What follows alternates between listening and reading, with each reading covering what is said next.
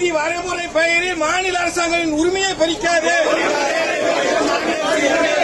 தமிழ்நாடு போராடும், தமிழ்நாடு வெல்லும், தமிழ்நாடு வெல்லும். பறிக்காதே. தொகுதி வரைமுறை பெயரில் மாநில அரசாங்கத்தின் உரிமையை பறிக்காது.